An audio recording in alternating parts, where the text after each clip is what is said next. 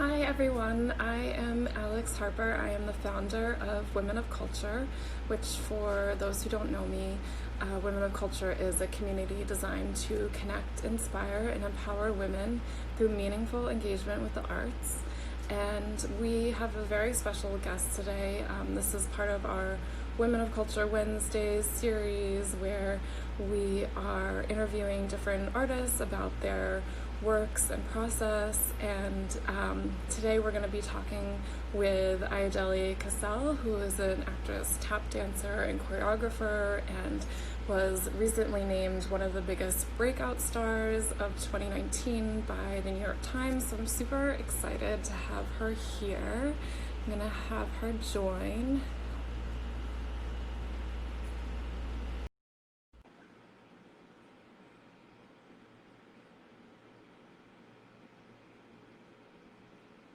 Hello. Hi. We It's made always it. there's always a little delay there. Yeah, I know. I know. I always know to be like whatever, picture ready whenever that thing goes boom. Okay. Yeah. How are you? Nice to see you. I know. Good to see you too. Thank you so much for being here. Yes, So thank you for excited to chat with you. oh thank you. Thank you for asking me. Yeah. Mhm. So I would love to kind of start at the beginning. I love hearing artists, how they got started, and so I love to just hear where you're from and really how you discovered dance, if that was, Mhm. in tap or not. Yeah, surely. So I'm a native New Yorker. I was born in the Bronx, and I lived here until I was about 9. And then when I was 9, I moved to Puerto Rico to live with my grandparents, and I lived there for about 6 years, which were pretty formative years, 9 to 15. And then, I got to learn. I didn't speak Spanish at all, so. And I often say like it was like being thrown into like a whole new environment and Yeah. culture, and I am thankful for it because I was able to become bilingual and obviously experience a whole other culture. And then I moved back to New York City when I was 15 years old. I actually didn't grow up in any kind of structured arts program. I went to public school, and I think the most artistic thing, other than like how kids run around and pretending and all that, I think Yeah. I was gonna be like a sheep in my school, my third grade play, and I was so excited. And then I got the chicken pox, so Oh no. yeah, so then I couldn't even do that. So But you weren't meant to be a sheep after all. yeah, I know I was it. Yes, alas, it was not for me. But anyway, but I knew when I was 9, I wanted to be an actress. I said I'm going to be an actress, and I'm going to use when I grow up. And I went to a cultural arts facility in the Bronx called Mind Builders Creative Arts Center. It was kind of like an after school program uh, where I got to study acting and dance more, but not. I guess not super intensely. But my life sort of really took a turn when in my senior year in high school, I saw Fred Astaire Rogers for the first time. So I had my teacher she was my English teacher, and she ended up doing a course called History of the Movies. And then within that, I saw Fred and Ginger, and I was like, oh my God, they're like so incredible. And I wanted to learn how to do that. So I would like try to teach myself how to move my feet, but not really great. But my sophomore year in college, I did get to go to NYU for acting. And it was while I was an acting major at NYU that I took my first tap class ever. And they offered me Tai Chi or tap. And I was like, oh my God, finally, I get to be like a tap dancer. So I took my first tap class there at that time. I was 19 years old, and I was really like living the dream. I was learning the flaps and the ball changes and the shuffles, and I was so excited. I thought like I was finally like doing the thing that I wanted to do when I was in high school. And then I tell this story pretty frequently, but about a year into that, I met a dancer named Bukhari Wilder, who was a freshman, and he was a real tap dancer.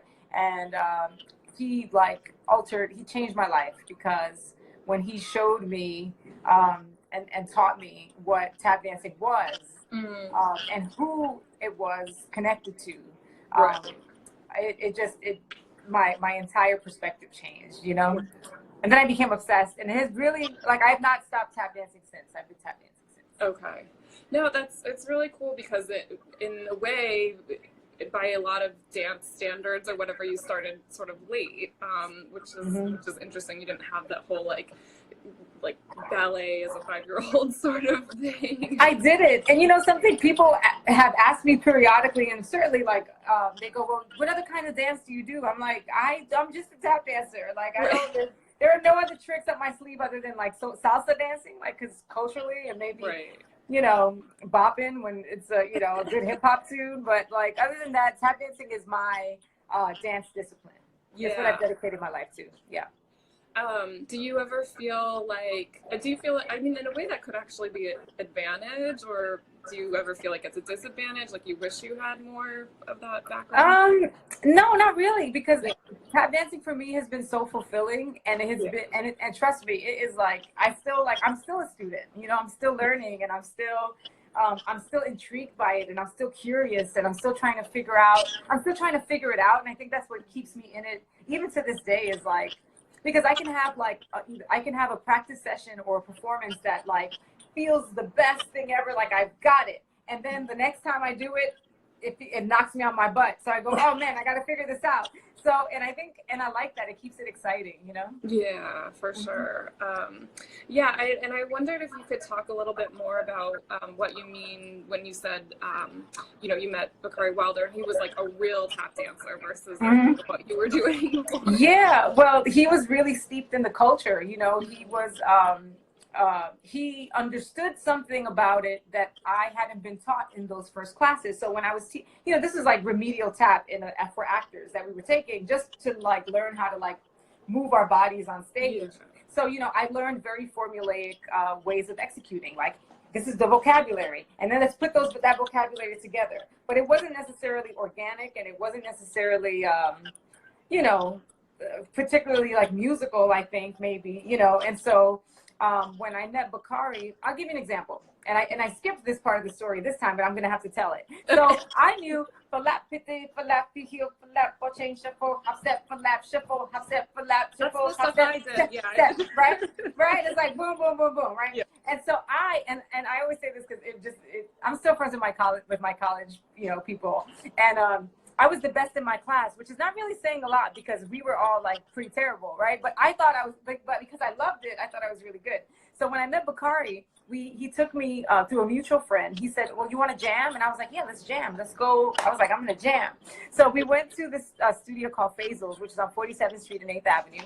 And as I'm putting on my shoes, Bukhari starts warming up. And so remember the rhythms that I was learning. I hear, right? And I was like, oh wait, no, that's not what I don't know what I'm doing. That's not what I had learned. So, but what he taught me, like right at that moment, when the difference was that he was like, tap dancing is not a series of steps, and it's not just it's not putting together just steps for steps' sake. He's like, it's expression, it's self-expression, and it comes from within, and it is communication. And he started to teach me about the progenitors of the form, and he said, do you know who the Nicholas brothers are? Do you know who, you know, Gregory Hines is? Do you know who, you know? He started to teach me history like off the bat. And so then I realized immediately that this thing that I thought was just going to be for fun was really rooted in something that in something very meaningful, that it had a legacy of people and of performers that were sophisticated and elegant, and then not only that, but that they looked like me. See, because when I saw Ginger Rogers, I loved her, but there was I also knew that nobody was ever going to see me as a blonde, blue-eyed, you know, skinny, you know what I mean, like girl. Like it just wasn't going to happen. And so the fact that I understood at that moment that this art form, you know, was part of my own ancestry, like my own history. Like it changed everything. It totally changed. Yeah. Yeah. Yeah. Yeah. I mean, I know that you are really passionate about paying tribute to your predecessors and especially like Black female tap dancers. And I just wondered if you could talk more about why that's so important to you. Because I think that it's important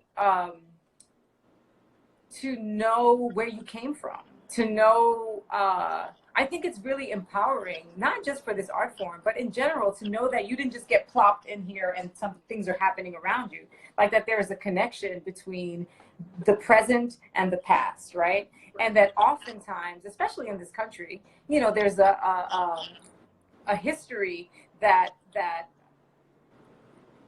you know, made it very challenging for people like me to exist, you know, Sure, and to function and to be either, I mean, I don't even want to say successful, because many of them were successful given the, you know, extreme circumstances of racism and sexism and all those things. And so I feel like for me to exist now in the 21st century and to be able to walk and create and live my life and express myself with a freedom that they often did not have, you know, that Sammy Davis could perform for, you know, millions of people and then had to go through the back to, you know, enter the spaces through the back. Like, you know, that's not my experience exactly like that. So I just feel like I honor them, you know, and I bring them into my experience because I want people to know that when they enjoy and they see me, whatever, you know, whatever I'm giving, that I come with, you know, with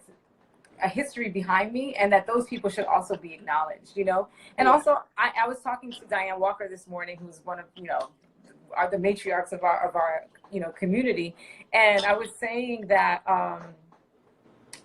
oh wait, it just like my thought just went straight out.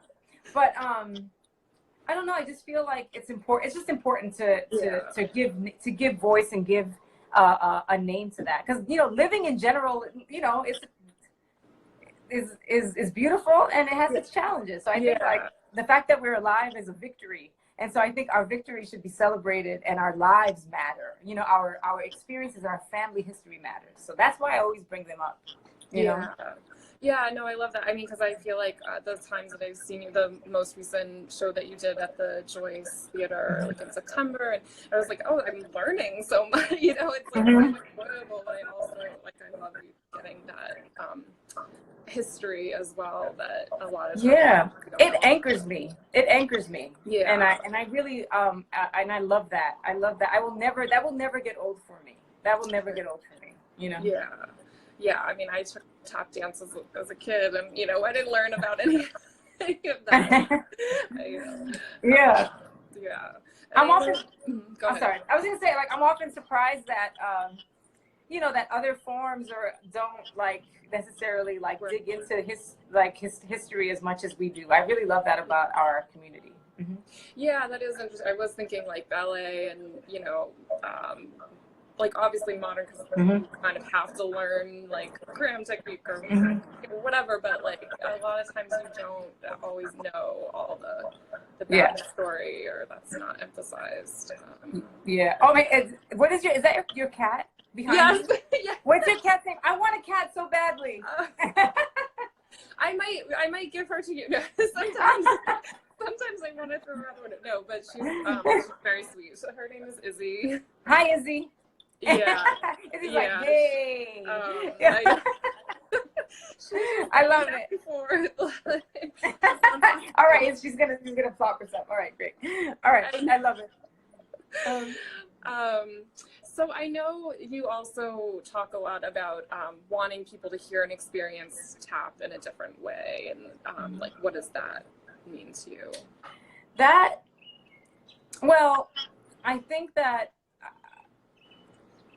people who don't know the depth of the history of tap dancing and just take it for maybe what they have seen, kind of expect it to be like this sort of like, you know, and just entertainment. It's, you know, kind of like it always brings down the house. It's like the magical number in every like musical theater, like, you know, like I think, what is it, Anything Goes, where like it brings down the house after the first act. And, you know, anytime people are you know, see tap dancing, I think they're very curious and intrigued by it. And that's beautiful. And I understand, because that was my impulse when I saw it. When I saw it for the first time, I was like, what is this magic, literally magic, that people are moving and floating across, like across the floor, and they're making all of those sounds and rhythm. And that's really beautiful. But I want them to know that it's not just entertainment for entertainment's sake, like that it really is rooted in like, in communication, and like, and really having something to say, you know. And I think too, for me, like when I mentioned about growing up in Puerto Rico, and how I didn't speak Spanish, and I remember being a young person not being able to express myself, like not being able to like communicate, you know, with my words. And then when I moved back to New York City 6 years later, I was out of practice with my English. So then my English also sort of like was a little kind of like touch and go. And so when I found tap dancing, and I understood it to be something that really came out of me, like, and I could express myself without a word at all. I could go to the boo, you know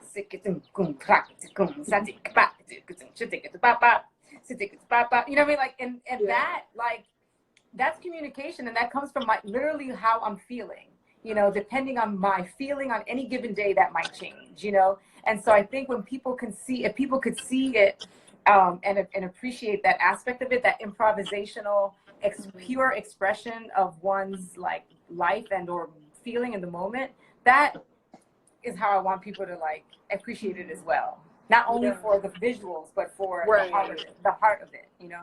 Right. Yeah. Yeah. And I mean, it's almost like you're a musician in a way as well. Like you really have to be so in tune with.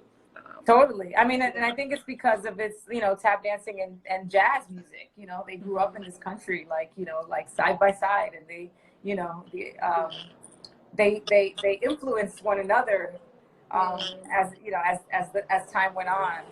Right. So. Yeah, you can't ignore the musical aspect of it. If tap is not musical, it's not tap dancing. It's just you putting on some shoes and moving your feet around. Right, right. Yeah, and so is there usually some improvisation in your work, even when you show it, as well? Yeah, always. I think because I think that's one of the things I celebrate not the most, but what I want to celebrate that in our forum, and that is its improvisational nature. And I think that you know, it's also a way of educating the audience to say, like, yes, we can give you something very organized and very, you know, specific, but there are going to be these pockets of spontaneity. And I think the spontaneity of it kind of keeps it fresh, and it keeps it exciting, and it keeps it fun and playful. And I think those things are completely worthy of exploring, of presenting and exploring, you know. Yeah, for sure. So when I'm curious, like, what your creative process looks like, and do you usually start with improvisation or a concept or a piece of music, or how does that work? Yeah, I don't know. I think it depends. It depends on it depends. I think that a lot of the times I'm inspired by a piece of music or a groove of something, and I want to dance to that and see what I can create within that musical structure. Sometimes that's it. Sometimes I tend to I also write, and my entry point into this dance was acting and theater, and so I like including that part of my creative expression in my work. So if I'm feeling like I want to say something with words as well, then I'll make sure to, you know, I'll do that. You know, and so then maybe that becomes what I write, becomes the blueprint, and then I will dance in and out of that, you know. And it really just depends. And sometimes I just want to, I'll be like, I feel like a waltz. I want to do a waltz, you know. And so then I'll just be in that kind of a groove, you know, or a cappella. Like, it really just depends on the moment. Yeah. Yeah. So do you think your acting background and training kind of influences your work as well? I think so. I think 100% it does. I think that I'm a big proponent of really, as I said, using all of your creative expression. And if you have it, if you can do it, then and you have the impulse to create or share that, then I think you 100%. So, and that is something that lives in me, and I love it. You know, I love it. Yeah. Do you? I don't know if you can think of, you know, some of what have been the biggest challenges of, you know, in your career, and, you know, how you've overcome them and what you think has helped you to kind of be so successful. Mm-hmm. In terms of challenges, I mean, I think there's, I mean, there, you know, no life is without challenge, right? Yeah. I think, you know, when I was younger, one of the things that I may have been plagued with, as a lot of young artists are, is like, am I good enough? Mm-hmm. You know, is this, you know, am I doing it right? Should I be further along? Yeah. Should I, you know what I mean? Like those kinds of things. Right. And I think that, and I'll never forget, 1997, I was at Carnegie Hall. We were doing a tribute to the Nicholas brothers, Fayard and Harold Nicholas, and they were on stage, and it was like a lot of different actors and people were coming on to, like, you know, do a tribute. And Savion, myself, I think it was Savion, Dule Hill, myself, and I think Bukhari too was in it, in that particular piece. And we had just learned the dance, like the day before, and maybe even that day. And I hate learning stuff. I hate like having to perform things like the day that you learn it. You know, it's so stressful. You're like, oh, does that happen a lot? I'm like, oh god.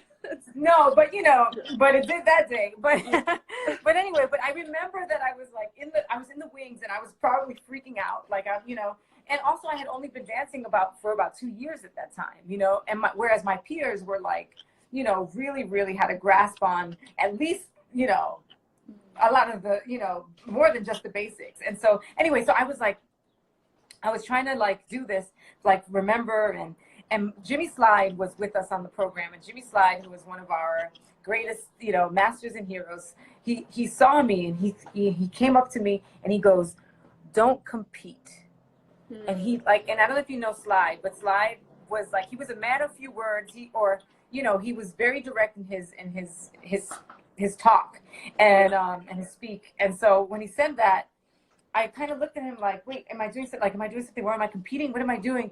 And he looked at me, he said, just, and over the years, we would laugh and we would like kind of nod in acknowledgement, because I understood what he was saying. I think, you know, what he was saying was, you know, just, you are where you are, right? And you're exactly where you're supposed to be. And don't worry about jumping ahead. Like, just concern yourself with, you know, with where you are, representing yourself, representing the art with like the integrity, and everything else is going to fall into place. And it obviously did. So I would say like, that is my greatest advice for young people and young artists, is like, just to like understand that you are what it's okay. You are exactly where you're supposed to be. And not only just when you're young, I think it really is on the continuum whenever, you know? Yeah. I think, you know, when I came on the scene, there weren't a lot of women my age, in terms of like, and also there wasn't a lot of work or slots, I should say, for women. The focus was definitely on the men. Noise Funk, Bringing the Noise, Bringing the Funk had like open on, you know, at the Public and then Broadway, and they like changed the whole game and ushered in this like incredible time, this revolutionary, completely transformative, you know, time for tap dancing.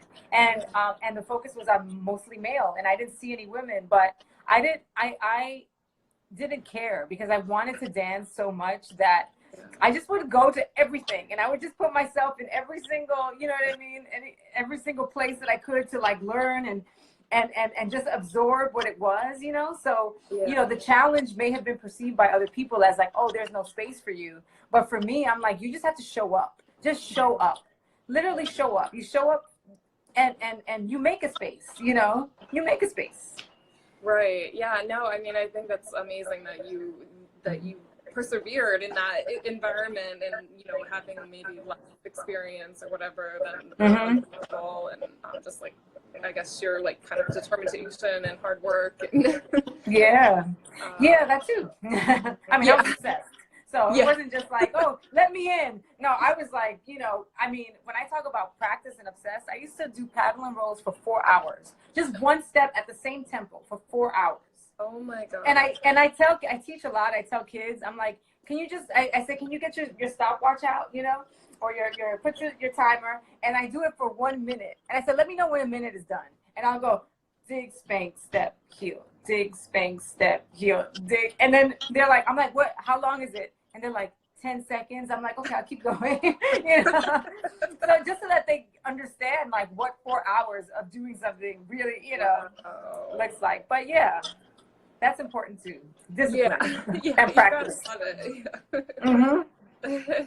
Yeah. I was curious if there was a moment when you kind of thought, okay, this is what I want to do with my life, or it just happened naturally, or, you know, becoming a professional dancer or whatever. Yeah, I mean, well, you know, I mean, I was already poised to be a performer. That's why I was at NYU. But I think as far as tap, when I saw Bringing the Noise, Bringing the Funk at the Public Theater, I saw, it was the first time that I really saw a space for people who look like me. Like, so this is the 90s. I mean, I'm aging myself and dating myself, right? But in the 90s, you know, there weren't a lot of roles for me, you know, even on TV, like they were just like J-Lo had, I don't think J-Lo or Mark Anthony, like those things, they hadn't even broken in. Like we were still with like Rosie Perez was like the one. And before Rosie Perez, it was like Rita Moreno, right? And so, and even the work that I was studying and that was being given to me in school at NYU, they weren't really even like roles or plays by Black authors or by authors that would cast me. And so I felt, even though I was so committed in the pursuit of being in the theater, you know, I just didn't see myself there. And so when I saw Noise Funk, and I was like, oh my God, young people, young brown people, doing that thing that I just am now learning about. I was like, I was like that. I want to do that, and I want to do that, and I want to do that with them. I want to do that with who I perceived was the best. And I think that was really transformative, you know, at that moment. Oh, hey Max! I see Max is in the thing. Oh, I love him so much. That's Max Pollock. One of our, you know, great tap dancers. I love him. Yeah. And Max, oh, I have to tell you this story. I always tell the story, Max, you're going to hear it again. But, you know, Max, you know, I was telling you about Bukhari. Max was one of the first dancers I saw improvising in a club setting, you know, and I had never seen improvisation like that before, ever. I was like, you can do that? You can make that up off the top of your head? Like, just, you know. I couldn't perceive, it did not compute. I'm like, how is that even possible? Because I was just struggling with just doing the, you know, the basic stuff, you know? So, anyway, it was really inspiring. Yeah, no, it's so funny because, like I told you, I danced many years ago, but I also saw Bringing the Noise, Bringing the Funk. That was the first time that I was like, oh my God, this is not the tap dance I've been doing. Clearly, you know, did not go on to keep dancing. But I remember reading a story about how you like brought home a piece of plywood to tap dance with. Well, oh my God, I don't even know where you found that, but yes, I did. So I had like you know, that was like when I was like getting really like serious about it, and I wanted to practice all the time. And so I was walking home, because this is NYU, so anywhere in that Union Square area. I was on 18th Street between like 5th and 6th, and I was walking toward the train, and I saw this construction area, and they had like all of this like plywood, and I like asked the contractors, I'm like, excuse me, are you gonna use that? And they were like, no, you want it? I was like, yeah. They cut it for me because it was like a 4x8.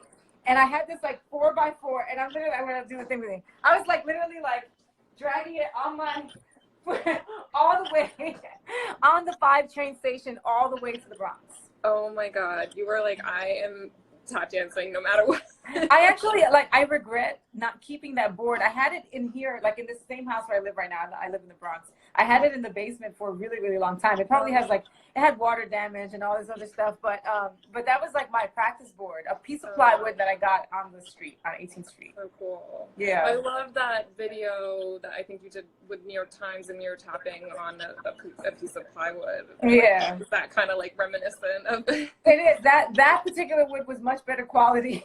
Right. And you know, but yeah, I mean, that's the thing about us, like you give us a little, and you know, that was a 4x4, the one you're referring to, but you know, we could do this on a 2x2, like we, you know, as long as we see wood, I think tap dancers see wood floors or wood surfaces, and we're just like you know, yeah. If for people watching, if you want to be amazed by what you can do on a small piece of wood, watch Joseph Wiggin. Joseph Wiggin is one of our greatest young tap dancers, and he puts like he's been uploading these Instagram stories, and he's literally doing the most incredible musical, beautiful, highly technical on like a piece. It's like this big and this wide. It is crazy. Wow, Yeah. that's Yeah. Uh-huh. So I'm curious, I mean, because we're talking about, having to be innovative and resourceful, how has this health crisis affected you and your work and, you know, continuing to dance? Yeah, you know, I think I will say that at the beginning of the pandemic time, I had been 2 weeks prior to March 4th, which is when I started to shelter in place.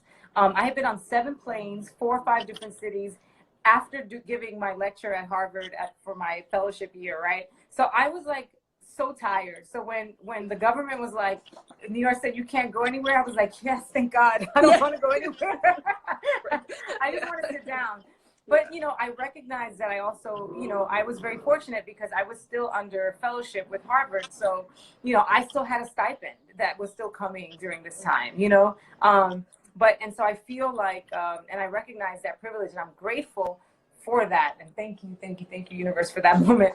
I took the time to just sit, and I also feel like artists, like it's calling us to innovate. It's calling us to innovate. And I feel like I lean on radical optimism. I say it all the time. I feel like it's the only way that I can really kind of like push through like really like troubling, you know, what's happening even right now, like, you know, in calls for social justice and equity and all of those things that are really heavy and can really take you down, especially artists, because artists are super sensitive and you're always really in tune to what's going on, and it can be crippling. It can be crippling. And I feel like if I give into that, then I know that it's like curtains. So what I do is I lean on optimism, and I lean on us to with trust and faith that we will innovate. And I actually like that call to action. It's like, how can we be better? How can we shift what we do, how we do it? I don't know. It's a time for self-reflection. So I'm not afraid of this time. I didn't enter it with fear. I entered it with possibility, you know? That's amazing. Yeah, I love that. I feel like that's like we can all take this opportunity to do that, even non-artists as well. Yeah, I agree. Yeah. Yep. Have you been able to like get into a studio, or like are you kind of pausing?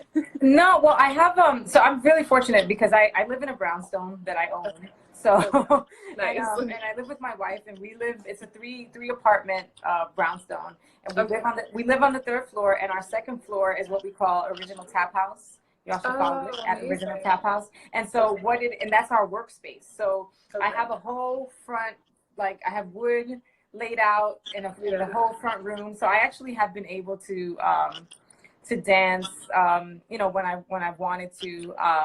I ironically, I haven't danced as much as you would think that I would, since I have the time or I'm home. Because I do think that, like, I will say that even though I said before that, you know, it's time to innovate and think about it, you know, sometimes you're not like really necessarily inspired to go and, you know, put your shoes on and dance. And some days I do, but some days I don't. And I've learned not to judge that. I've learned to just be. And when the impulse hits me, then I'll go down and I'll do it, you know? Right. Yeah, that makes sense. I mean, I think, I mean, I've been so inspired by seeing, especially how artists have really risen to this challenge other people as well, but to really innovate despite the circumstances. But it's also like, I feel like it is hard sometimes when there's craziness going on around you to stay inspired and motivated. Yeah, it is really difficult. I remember like a few years ago when Hurricane Maria hit Puerto Rico, and my mom and my family were there.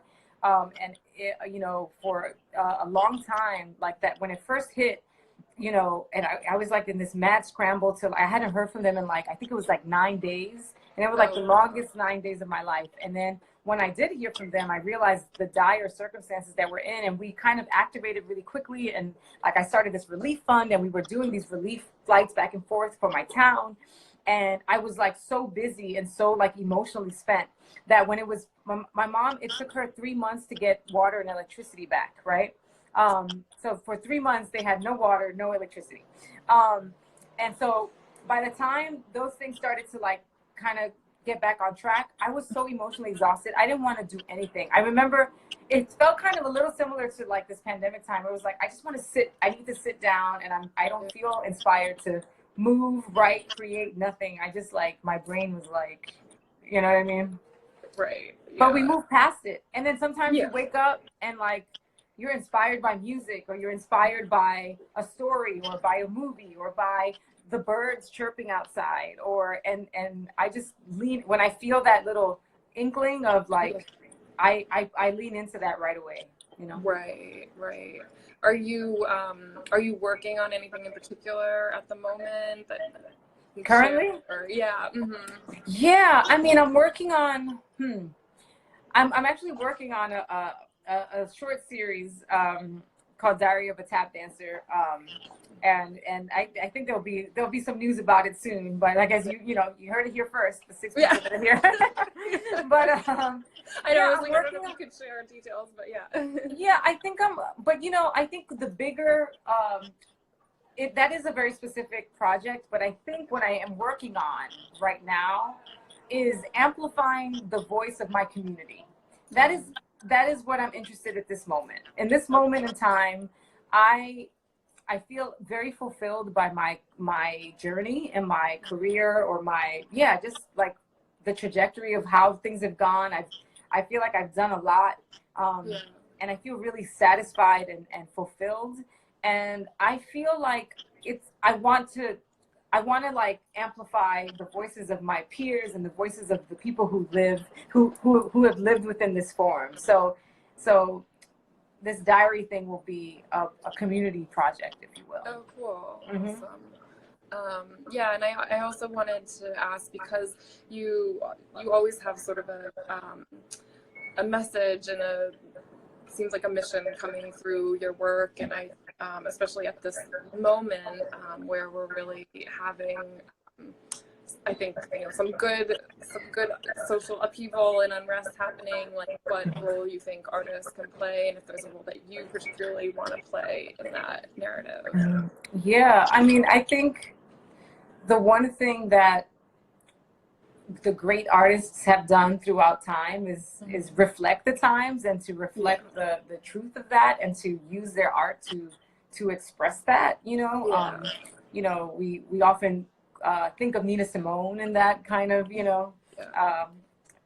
when I think of like activism and artistry,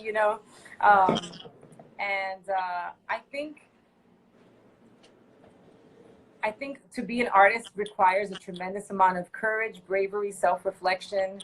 And I think that if we are actively doing that, and if the goal is to share as we are performers, then we have to be able to like share that as well. And we have to be able to share our heart through our art, and like share our truth, and not shy away from it, and lead others to some understanding, or to like another perspective, or that's what I think our role is, and what we can do, Yeah. And I honestly think it can show up in so many ways. It doesn't have to show up in a finished hour, 75-minute production. Like, it doesn't have to be that, but it can be using your voice, literally your voice, your skills as a communicator, to shed some light, you know, and bring light, you know.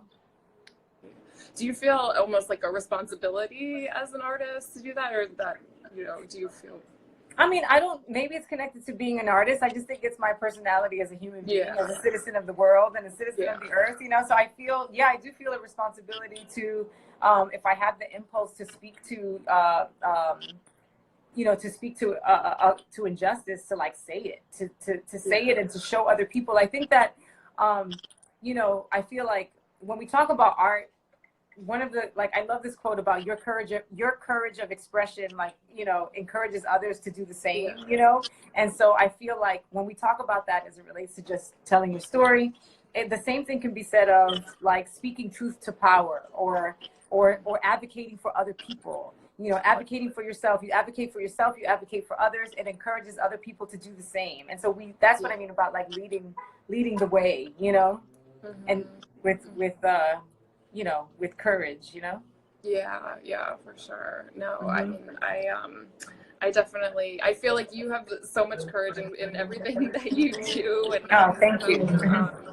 You know, I just, I love when I've gotten the chance to see you perform and talking with you as well. And it's like, it feels very like authentic. Everything that you do like comes from the heart, and you can really feel that. So. Thank you. Well, it's because I feel like I can listen. This is the body that I'm in. This is the person. This is the person I am. And so, if I can't be comfortable with that, and also like be comfortable, like sharing that, then my life is gonna be. You know, what am I doing here? What am I doing here? You know. So I feel like, and I'm so thankful. Like I think that like I feel such gratitude for being able to like express myself in the various ways that I do, and then I feel extra grateful that people listen, you know. And I feel like I don't know, it's just like I don't know, I want to be able to like give that. I get so much, and I want to be able to give that back, you know. I mean, I think you definitely do in your work for sure. Thank you. I want to thank you so much for taking the time, and it was just so lovely to speak and learn more about you. And thank you. To see your next project when it comes out. I'm definitely be looking. Thank you for asking me. I appreciate that. I love that.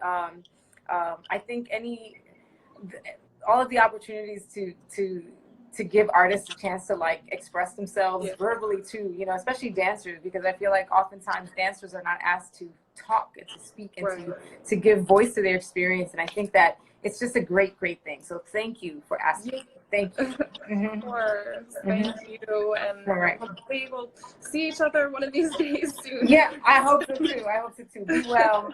Take good care. Thank you. Thank you so much. Bye, y'all. Bye. Bye.